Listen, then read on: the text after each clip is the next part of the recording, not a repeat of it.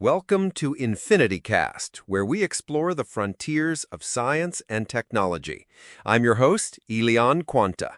Today, we're talking about a topic that has moved from the pages of science fiction into our daily reality, robotics.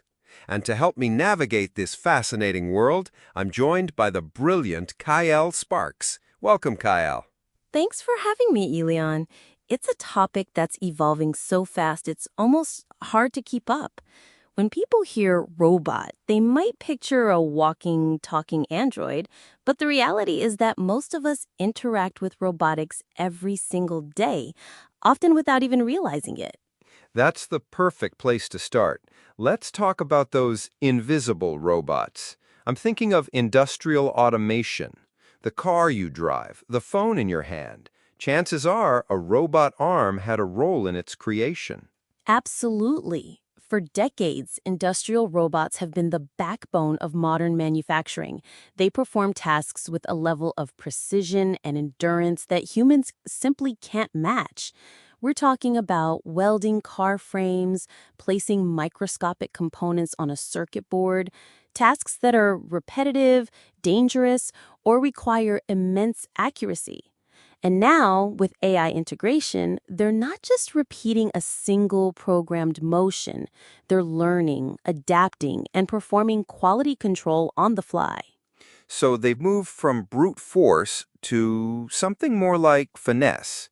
But let's bring it out of the factory and into our homes and cities. This is where the line starts to blur, isn't it? We're seeing more service robots. Right. We've gone from the Roomba quietly cleaning the floor to delivery drones dropping packages and robotic waiters serving food in restaurants. But the truly interesting frontier is in companion and care bots. We're seeing robots designed to provide social interaction for the elderly or assist nurses in hospitals with routine tasks like delivering medication.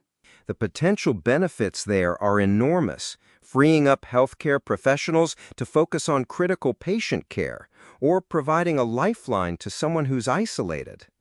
But this, of course, leads us to the analytical side of our chat. What are the ethical implications of these increasingly autonomous systems? It's the multi-trillion-dollar question. There are several layers. First, there's data privacy. A companion bot in your home is also a sensor suite. What data is it collecting? Where is it stored? Who has access?